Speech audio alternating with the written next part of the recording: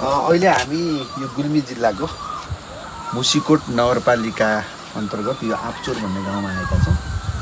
हामी तलबाट करिब 15-20 मिनट माथि उकालो चढेर यो डाँडामा रहेको यो आपचोर भन्ने एउटा ऐतिहासिक गाउँमा आइपुगेका छौँ र अहिले हामी एकजना बुवाको घरमा हामी यहाँ छौँ। बुवा र सर्वप्रथम हार्दिक नमस्ते। हजुर नमस्कार। बुवा, हजुरको शुभ नाम के हो? मेरो नाम छविलाल खराल हो। छविलाल खराल हो। हजुर। अनि हजुर चाहिँ यहाँ कहिलेदेखि बसोबास गर्दै हुनुहुन्छ? मेरो बसोबास त 2050 सालदेखि। 50 सालदेखि। हजुर जन्मेको कहाँ? जन्मेको दिब्रुङ गाविस भन्छन्, गाविस भनिन्छ अघि। हालको चन्द्रकोट गाउँपालिका। चन्द्रकोट गाउँपालिका। हजुर। हाम्रो बोर्डको रूपमा यहाँ थियो। बोर्डको रूपमा। र त्यो चाहिँ पछि छुट्टी बिन्दा हुँदाखेरि मलाई चाहिँ यहाँ अंश परेर म यहाँ आएको। र पूर्व दिब्रुङ गाविस छँदा गाविस अध्यक्ष पनि हो म। गाविस अध्यक्ष पनि हुनुहुन्थ्यो। हजुर। अनि बुवा यो खास आपचोर गाउँ भनेर यही गाउँलाई चिनिन्छ होइन? आपचोर गाउँ, आपचोरको पँधेरा भनेर यस ठाउँलाई चिनिन्छ। हजुर। र यसपछि 2-4 मिनट गएपछि पिप्ला रुख वडा कार्यालय छ। हजुर। त्यहाँ पहिला गाविस भवन भनिन्थ्यो। हजुर। र त्यसलाई चाहिँ वडा कार्यालयमा परिणत गरिएको छ। हजुर। र त्यसपछि पूर्व साइडतिर गएपछि त्यहाँ दुर्गा भवन उच्च मावि छ। दुर्गा भवन। त्यो ठाउँलाई बरारुख भनिन्छ। र यो आपचौरको एरियै हो।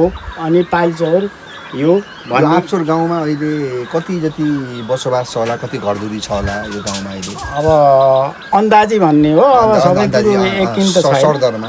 सरदरमा लगभग 6,1200 जति जनसङ्ख्या छ। कुरिया जति छ। तर त्यो कुरियामा बसोबास चाहिँ कम हुँदै गएर 500-700 घर धुरी होला। 500 घर धुरी। हामी यो अलि जति देखिरहेको छौँ यता उता पारिपट्टि पनि गाउँ छ। सबै गाउँ छ। यो माथिबाट आउने सिँचाइ नहर छ।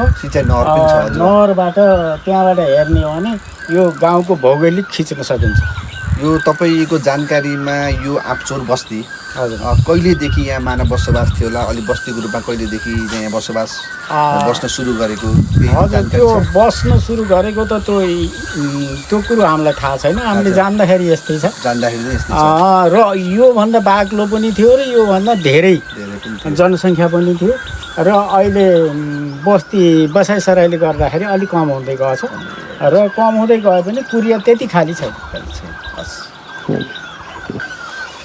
बुवा, हामी बुवासँग कुराकानी गर्दैछौँ। यो अहिले हामी गुल्मी जिल्लाको मुसिकोट नगरपालिकाको आपचोर भन्ने गाउँमा छौँ अहिले। र यो गाउँमा हामी बुवासँग कुरा गर्दा बुवा विशेष गरेर हामीले जान्दाखेरि चाहिँ यो आपचोर जुन गाउँ छ यो नेपालमा व्यावसायिक रूपमा कफी उत्पादन गर्ने काम यो आपचोर गाउँबाट सुरु भयो भन्ने कुरा हामीले सुनेका छौँ, पढेका छौँ। यो विषयमा बुवालाई के जानकारी छ थोरै के बताइदिनु। यो पहिला चाहिँ बर्माबाट एकजना उद्धव गिरी भन्ने चाहिँ गिरीले ल्याउनु भएको रहेछ यसको बिजा, कफीको बिजा। उहाँले ल्याएर चाहिँ बाँड्नु भएछ र एकजना 2-4 जनालाई मात्रै दाना दिएर बिरुवा दिएर उत्पादन गरेको। त्यो उत्पादनबाट यहाँ चाहिँ पहिला परपम घनश्याम र पारसोर खरेल भन्ने यहाँ 2 जना हुनुहुन्थ्यो। घनश्याम हरियाल, पारसोर खरेल। पारसोर खरेलले यही कफी खेती जो गर्नुभयो र ब्याङ्कबाट लोन पनि लिएर उहाँले यही कफीको जो कृषक बन्नुभयो। र लगभग अन्दाजी चाहिँ 3-4 रोपनीमा उहाँले खेती गर्नुभयो। खेती गर्दाखेरि उहाँको उत्पादन पनि 8-10 कुन्टल वर्षमा वार्षिक उत्पादन गर्नुभयो। र उहाँले पनि त्यस किसिमले गर्नुभयो। अनि घनश्याम चाहिँ अर्यालले पनि लगाउनु भयो। उहाँहरू 2 जना कफीको प्रवक्ता मान्छे हो।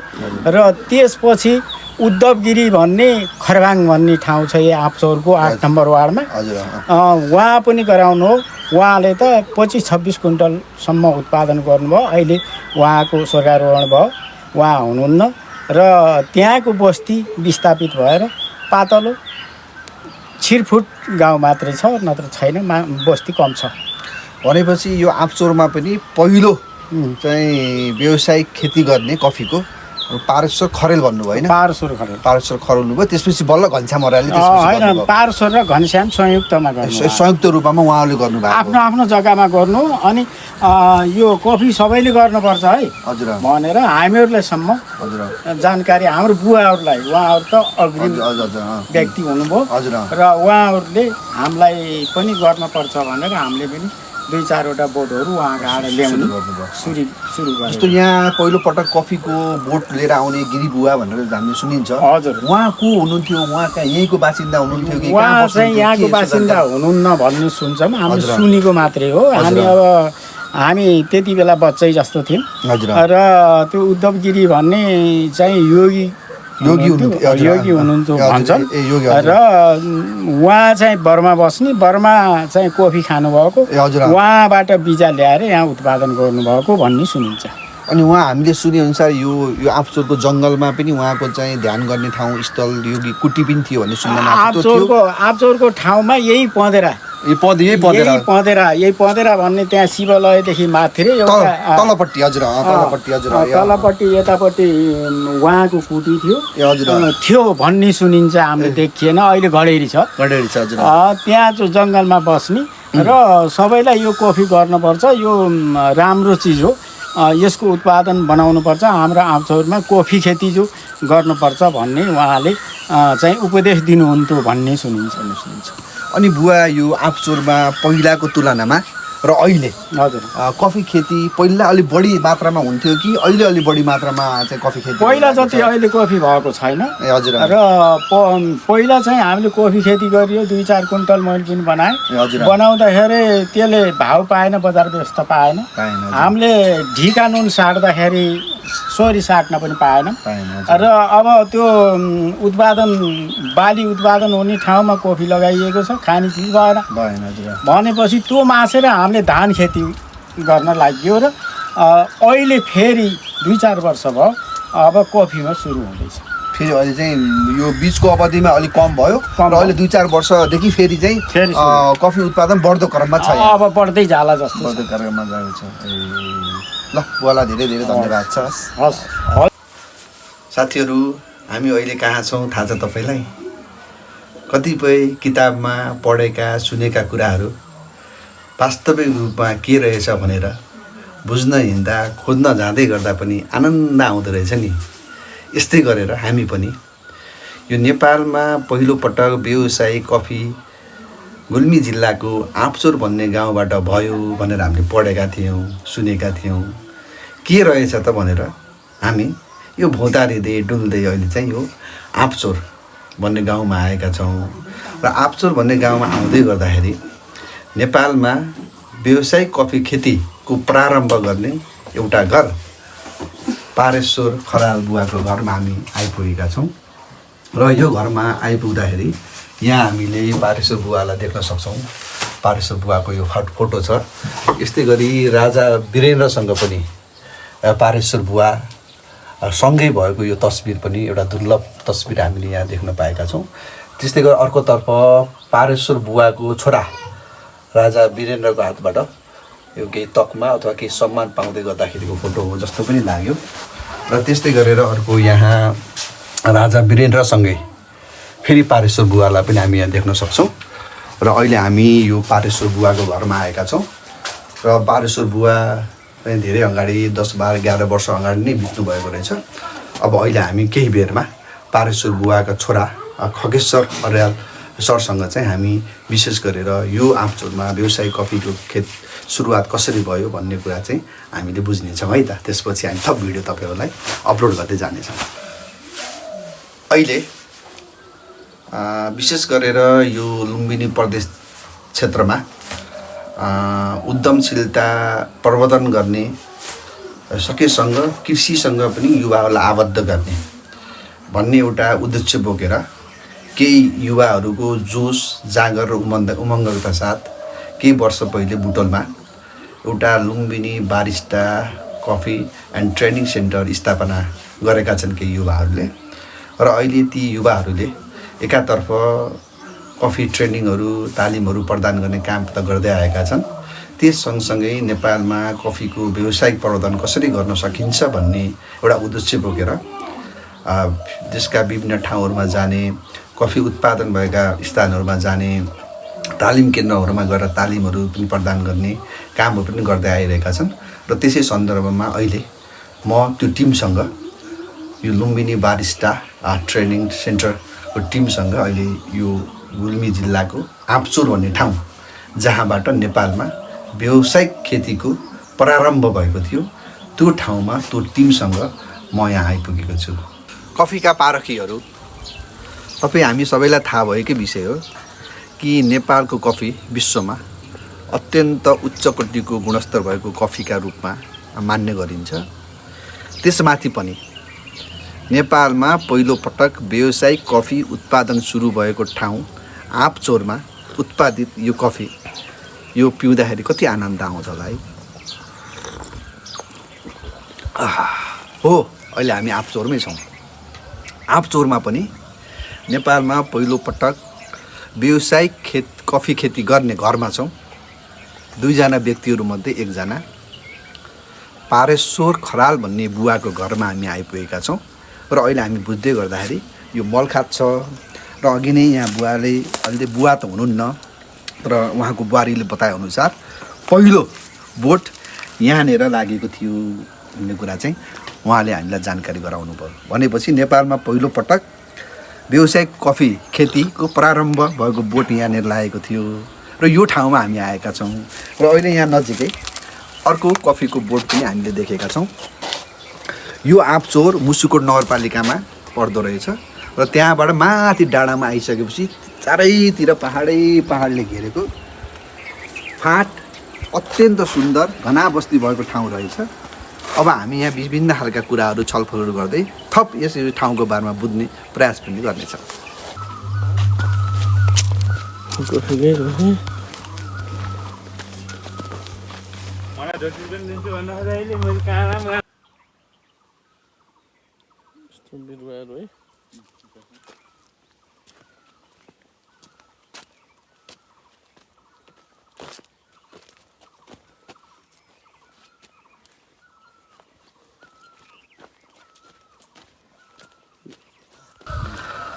हामीले किताबमा पढेका थियौँ, भिडियोहरूमा सुनेका पनि थियौँ कि नेपालमा व्यावसायिक कफी खेतीको सुरुवात गुल्मी जिल्लाको आँपचौर भन्ने ठाउँबाट, गाउँबाट भएको थियो भनेर।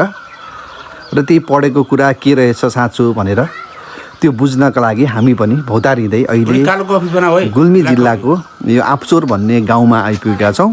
र यो आँपचौर भन्ने गाउँमा पनि पहिलोपटक व्यावसायिक कफी सुरुवात गर्ने पारेश्वर खराल बुवाको घरमा हामी आइपुगेका छौँ।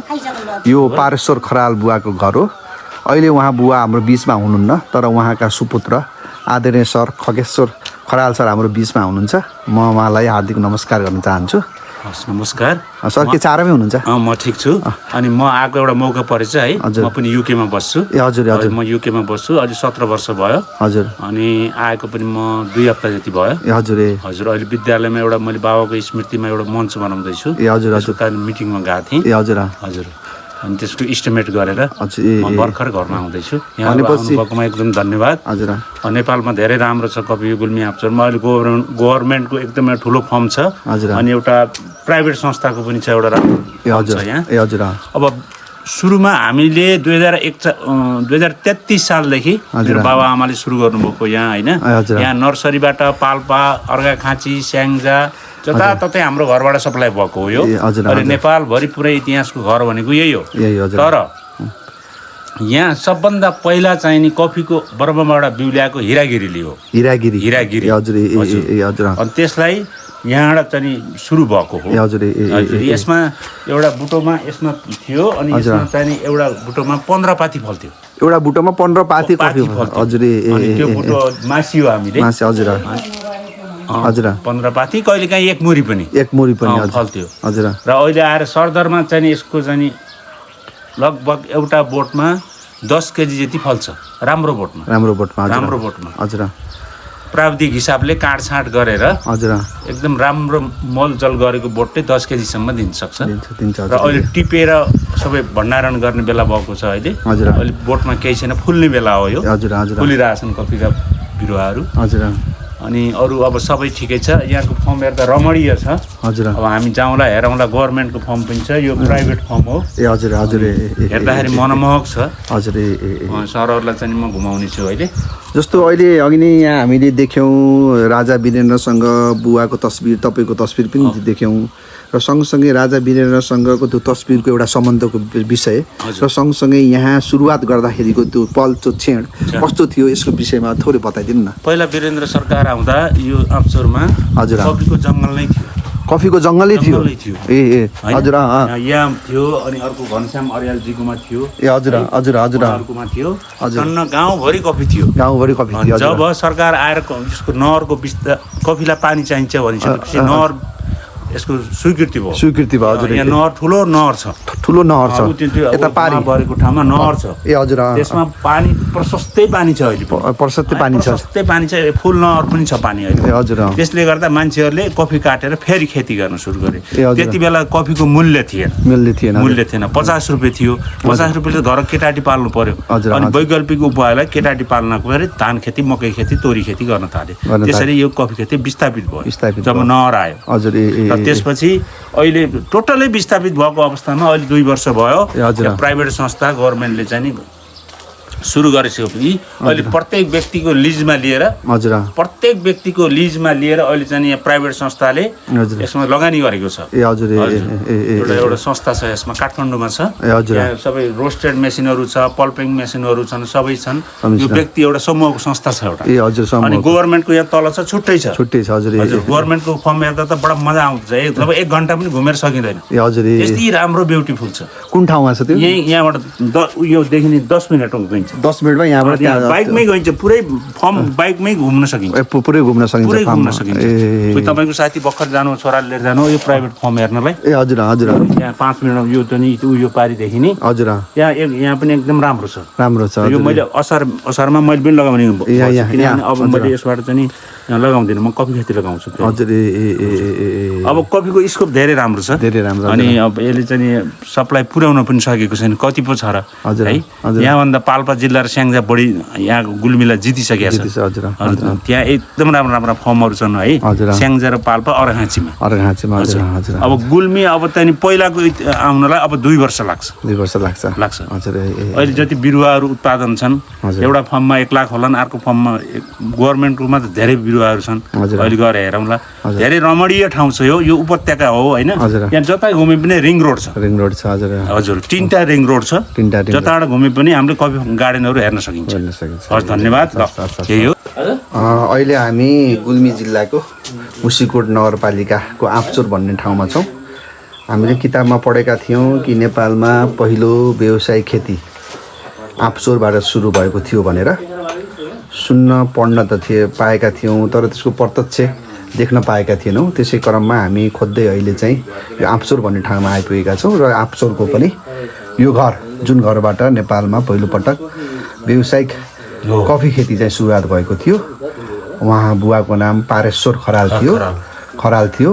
र अहिले बुवा हाम्रो बिचमा हुनुहुन्न तर उहाँका छोरा खगेश्वर खराल सरले हामी बिचमा हुनुहुन्छ हजुर सर नमस्ते नमस्कार म यहाँ धेरै फोटोहरू देखेको छु यसो यो फोटोको विषयमा मलाई थोरै जानकारी प्राप्त गराउनु न अब उहाँ मेरो बाबा हुनुहुन्छ हजुर 2041 सालमा राजा वीरेन्द्र हजुर यो हाम्रो आँपचोरमा सवारी भयो हजुर र यही हाम्रो खेतको यही खेतमै चाहिँ ल्यान्डिङ गरेको थियो हेलिकप्टर यो खेतमा हजुर अनि यो पुरै खेत चाहिँ यो हाम्रो यो देखिने हजुर अनि यसमा पुरै गार्डन थियो पुरै गार्डन कफीको जङ्गल थियो हजुर है यसमा मृग पनि आएर लुक्थे यसो